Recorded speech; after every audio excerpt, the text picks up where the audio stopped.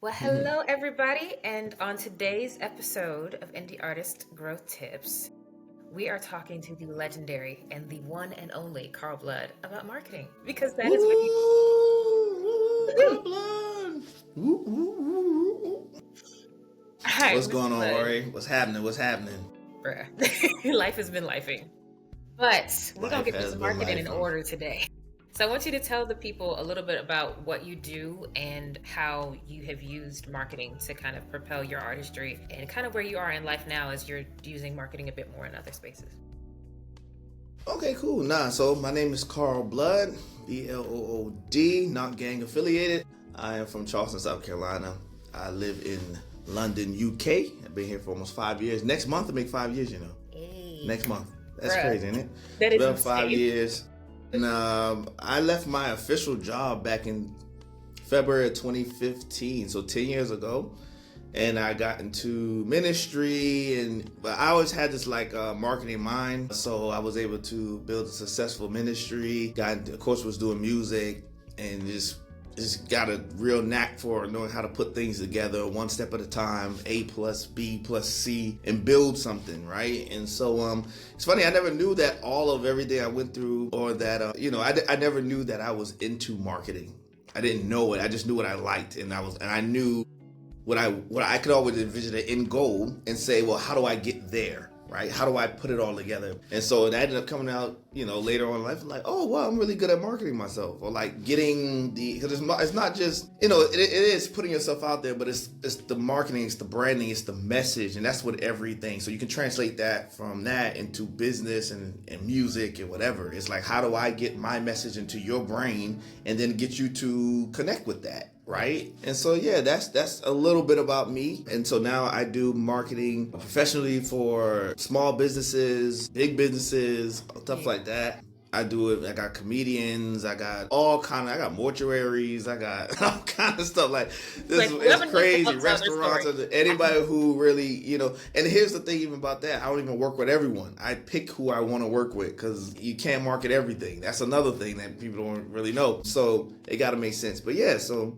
I'm pretty good at it. It's especially in today's world. Now we got AI and we got social media. We got, man, if you get your marketing game on point, you could build whatever you want to build pretty much. It's just knowing and having that education to do so. And I guess that's why we're having this podcast, so I can give a little bit of that education, right? Yes, please educate the people Cool. and me in the Yeah, process. yeah, yeah.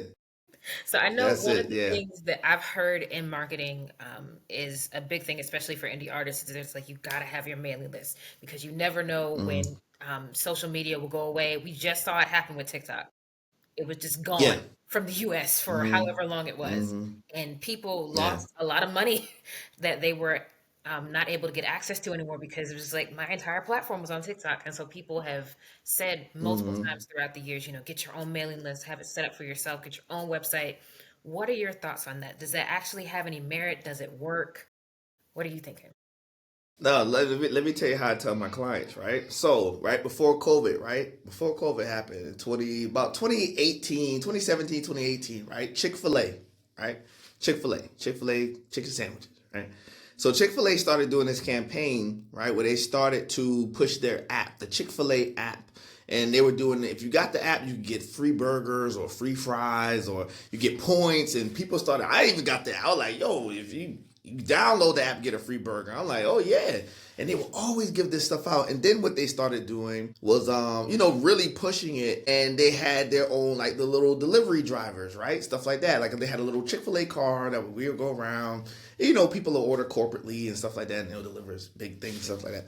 So anyway, COVID hits, right? In 2020, about 3 years later, COVID hits, everything shuts down. Everybody's trying to figure out what the freak to do, right? Mm-hmm. At that time, what blew up was third-party delivering services. DoorDash, Deliveroo, Just Eat over here in the UK, Uber Eats, right? All those entities, those third parties, integrated themselves. They were already kind of there, but when COVID hit and everyone's in the house, those blew up because no one could go to the restaurants, but you could deliver. Now, here's the thing about Deliveroo, Uber Eats, all this thing. They all take about 30%. 30%. So, hey, Some they want change. 30. They're like, we want 30. And because there were so many people jumping on it at the same time, Then you had competition. So let's imagine you got your little restaurant and 60 other restaurants jump on it. And I may not even see your restaurant and I'm scrolling on Uber Eats. So now it's like, well, if you want them to see it, you could pay us money and run an ad on Uber Eats and we'll put you at the top. So now you're paying even more money to even be seen. The people order and you get a 30% cut. So those third parties, they work to keep people alive, but people were just only being alive. Like the restaurants were like suffering. They're like, bro, we're not, profit margins are nothing because they're taking 30% and we're still not making nothing. So then you got Chick-fil-A, to come back to them.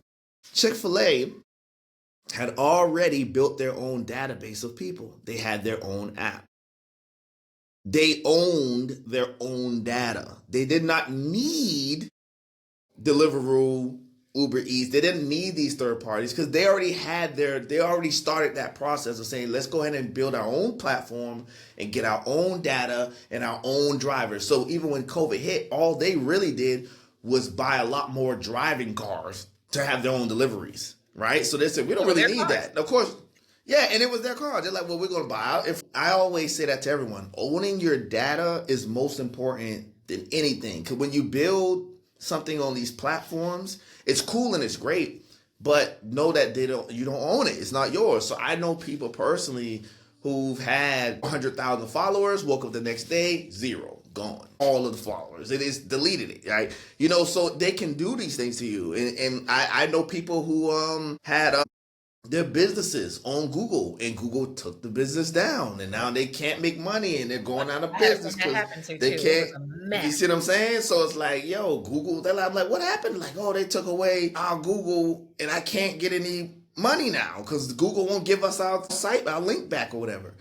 So it's because you don't have. I even had one of my clients, a barbershop, woke up, called me. He called me 4 a.m. Carl, my website is down. And he's only appointment only. So he's like, I'm losing money by the second. Like, it's like, and I'm like, well, what happened? His web server, the company went out of business.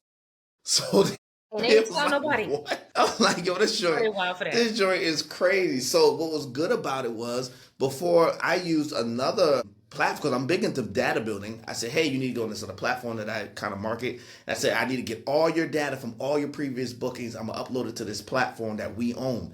Took it, uploaded it, about 4,000 people. We sent out a text blast to 4,000 people at one time. All 4,000 people got hit with that thing. We created a new booking link through another service, and he instantly got, I think he got 13 bookings in the first 10 minutes. 13 different bookings just happened like that. And all his bookings started like $60.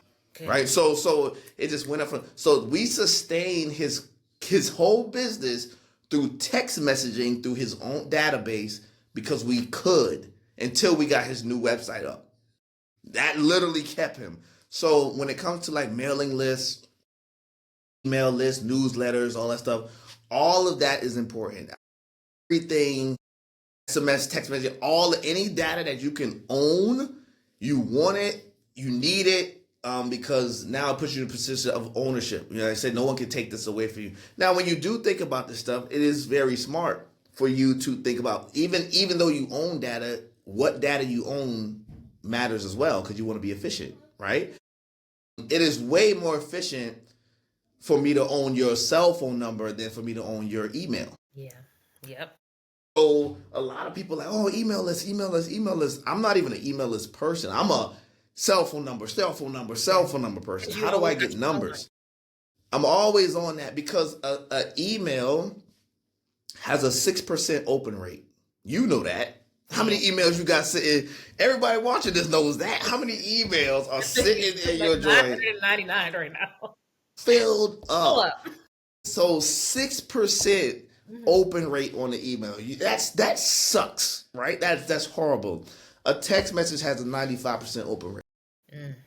95. Even if they don't open it right now, right? They may open it a week later, 2 weeks later, I don't know. But it's sitting on their phone. You get what I'm saying? It's like when I text you, it's more efficient. If I call you, oh, that's way more. You know what I'm saying? So there's levels to it. So it's like figure out how to, and there's platforms and services now that can offer these type of services. I know MailChimp is one that I've been using that is helpful. That Yeah, actually MailChimp, makes you pay attention to SMS, but yeah. all of that stuff matters. It's about how efficiently and effectively can I communicate with my audience. That's what all this stuff is about. So if you're a music artist, it don't really take a lot, and that's the thing that I think music artists mess up with because they think, oh, I need to be famous. No, you don't. Like I remember, what was it? Ty Brazzle is the rapper, right? He Yeah. made yeah. So he made a post. He was like, yo, if you can get 1,000 people to spend $30, 30 grand. Yeah. You get a 30 thousand grand ain't nothing to people. sneeze at. Nothing at all. But 1,000 people ain't a lot of people. It really, especially on Facebook. Let's be honest. You can go. Like people always come to me and say, "Hey, yo, I'm gonna create a Facebook page. I'm gonna make my business page. I'm gonna get, they want to blow up and get 1 million followers." I'm like, how many followers? How many people you got on your personal page? I'm like, oh, I got 2,000. I'm like, why? That doesn't make sense. Your personal page, you can literally get 5,000 people on your personal page by just inboxing random people, right? I mean, or just friend requesting. I be like, yo, friend request 5,000 people till you get 5,000 people till you maximize that out. Instead of you trying to go to this other thing and try to blow that up because it's like that's harder. That's people coming to you. Like a business page is more like you trying to. It's like outbound, right? Yeah. Personal page is like inbound, right? You got people who are way more likely to add you as a friend than follow you on the page. So I'm like, yo, let's. And then if you're really strategic about it as an artist, you start thinking, well, if I have my personal page and I want to get 5,000 friends, but then it's like you want the what's the quality of these friends that you have? It's just like with the marketing. Yes, you can get emails. Great, but what if you got numbers? So even when you're thinking of friends, when you're doing this process, okay, if I'm going to get 5,000 friends, do I need 5,000 friends in Alaska? I don't live in You're Alaska. not. I can't.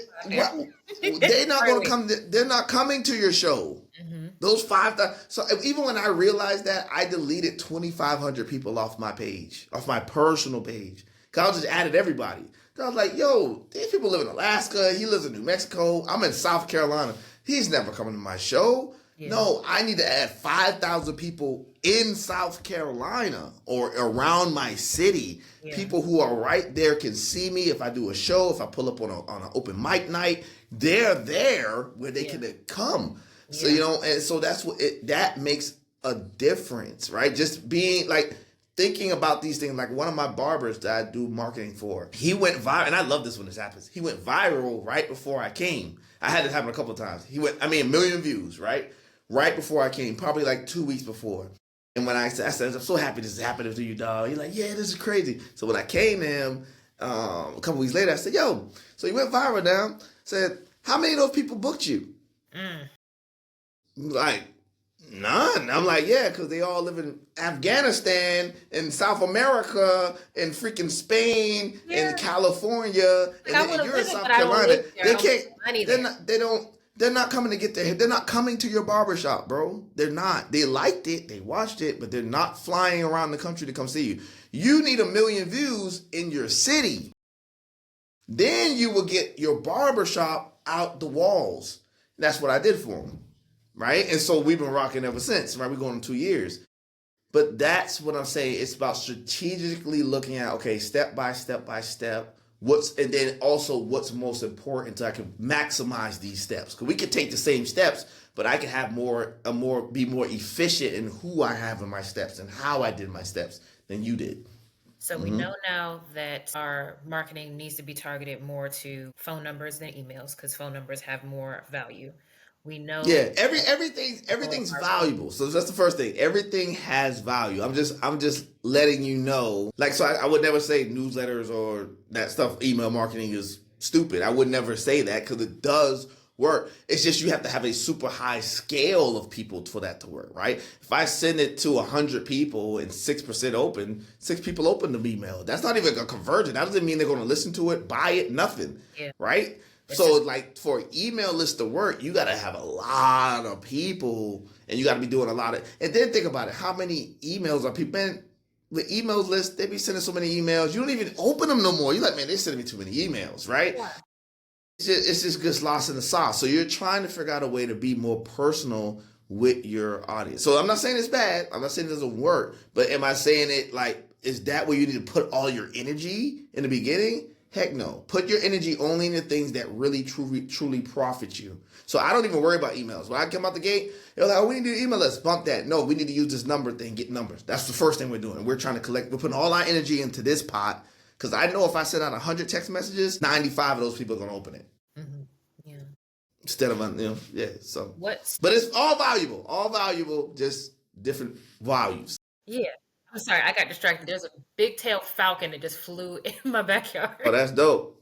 That's dope. So we know We got a that lot of this, those. phone numbers are really, really valuable. And that's one of the Yeah. methods you use to go on a successful tour. And I know that everybody Yeah. that's watching now, one of the reasons you clicked on this video is because you want to be able to grow as an indie artist. You want to be able to go on tour. You want to be able to share your story with these other people and kind of your inner world through your songs. So knowing that, Mm-hmm. what types of strategies helped you to go on a tour that you deemed successful? It's just like, I have people that see like the true me now and they understand my art and we rocking with it. Like, Mm-hmm.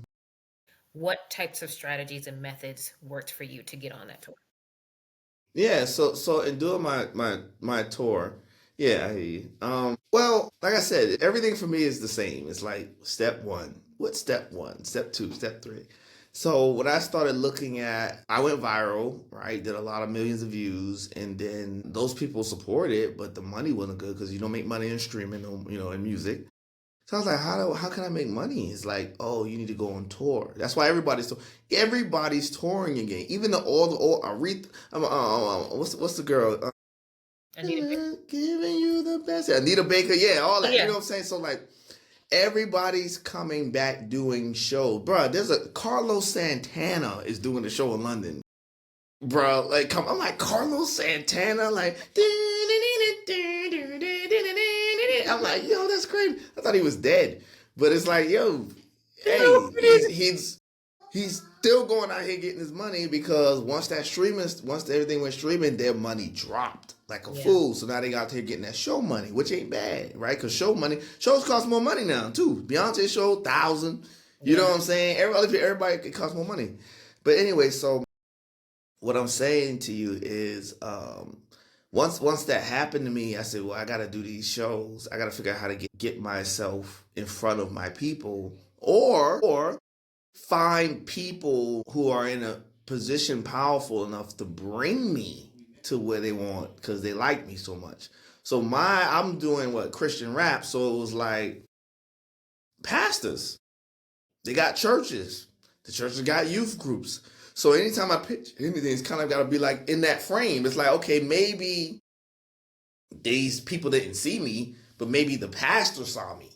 And if the pastor saw me, he got enough influence by himself to book me and bring me. See what I'm saying? So I didn't need everybody. I just needed the one person who mattered. So you got to think of that too. You got to think of that and how you niche yourself. Like, I've done tours with schools. I don't need all the parents to know who I am. I don't even need the kids to know who I am. I don't even need the principal to know who I am. I need the person who's over the youth part of, that branch of the school. Yeah, whoever's over that, who's over that part to bring things in and, creative arts and stuff. Whoever that person, I really just need that person to say, oh yeah, you can come. And then they'll tell like, yo, we got a budget for this amount this year. We saw you. We want you to come. Great. And no one else saw me except for that person. Now I'm doing schools, right? And I'm getting paid. So it's about that. You got to think that way. Like, how can I be most efficient? Who's more important? X, Y, Z. And so yeah, with stepping out to do the tours, you were asking me what ways, or what did you ask me again? What's the question? What methods helped you get Helium off the ground since you did that yourself? Like, nobody was helping you organize and market and set all that up. So what? Okay. So let me simply put, right? I went viral not off of my music. I went viral off of like still speaking videos, right? And so once what helped me was my analytics from that. I looked at, okay, let me go into my Facebook. It's going to tell me, okay, you're getting more views from these. Here's the top 10 cities: Houston, Chicago, Tampa. then Charleston, then Charlotte, then this, and my own city was like number 5 down. I was getting more. When I went to Houston the first time, I had one of my servers came up and said, "Yo, you see Blood? Like I follow you." I'm like, "Well, I ain't never been here." You know, my Yeah. biggest following is in Houston. So, and then the UK, of course, and all that. So like, so that's what helped me was figuring out my analytics and say, okay, where are my people at, and then let me try to get to these places and do that. But the good thing about it was because I mean, for me, the main thing was because I was a Christian, doing Christian music. I got hit up by a lot of youth pastors and stuff like that. That was like instant because it went viral, and I did the music. They're like, "Oh, we want to bring you," and so that's how that really worked out. But what I've learned in that situation too was that you can create that, right? You can create these scenarios of how you want to move before you even do it, and that comes with targeting certain areas via ads, right? Running ads. But like I said, you only really need 1,000 people. So for me, right, I can pick a city. We can say, oh, let's pick a city like, let's say Newport News, Virginia. I don't know, right? I can have no one there knows me. No one knows me there. No one. I can make a video or make some music, and I can target all of my music, take all my money. I go to work, I get my little money, put my little savings aside, and I can take $1,000, $2,000, right? And I can say, yo, I'm about to just run. Whenever I drop, I'm running it to Newport News. I'm running this video to that area, to these people. And you got to figure out why these people. There may be reasons why these people. I don't know what the reason is, but I'm just saying you got to figure out what works. It's like, okay, well, these people in this age group. So you're running the videos there via YouTube or Instagram or TikTok, whatever, right? You're just running the ads, right? Boosting the ads to that place. So as you keep boosting it, say you do that for 6 months straight and you dropped, I don't know, 6 videos in 6 months and you kept pushing it. So you dropped a video a month for 6 months and you pushed it nowhere else but to Newport News. Those people in that area, because they see you so often, what are they thinking? Like, man, this guy's everywhere. Yeah. He's always posted. Oh, I like his music, man. He's dope. He's on my And Facebook. He's on my TikTok. What yeah, he's on this, he's on that, he's on that. It's like, yo, everywhere I go, he's on there, and his music is popping and it's hitting. They're like, yo, he must be vibe. He's famous, and then you holler at your friend and they say, yo, man, you see this guy? Like, yeah, man, I saw him too. He's dope. Your homeboy, and they're like, oh yeah. So now y'all riding to him together. They're riding to you together, and it's going out, and you keep doing that 6 months straight, and then boom, you say, hey y'all, Newport News, Virginia, see Blood, I'm coming there. I'm doing a show at so-and-so. You get a venue, whatever. You hire one out or something. It's not hard. Find a place to do a show. Hire out a hall, or I don't know, do outside. I don't care. Just say, hey, I'm doing this. Set up your Eventbrite so people can buy tickets and push it again. Hey, I'm coming. After 6 months, you done got an audience there. And now you got 300 people, 400 people pulling up to your show. Because they think that you're famous. You're not. You just made yourself famous to them. I'm famous. It's all about visibility. It's all about perception, right? So it's like, if I see you every day, I think that's why I should tell people, like, getting popular. Popularity is easy. Popularity is nothing but it's nothing but visibility.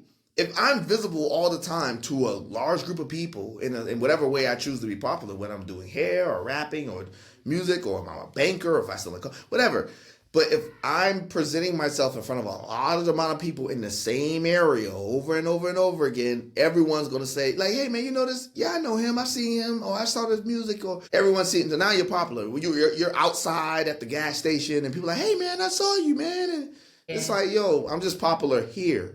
So the idea of fame or all this stuff is based on visibility, which produces popularity. Popularity, can produce money. But at the end of the day, before all of that is, you got to make sure you're actually good at what the freak you're doing. Yeah. Because if you ain't even good, then that ain't gonna really work like that. You're gonna be known for the wrong reasons. You're gonna be like, this dude sucks, So famous and popular for the wrong reasons, and you don't want to be famous. How do you have this amount of people looking at you when you clearly don't know what you're doing?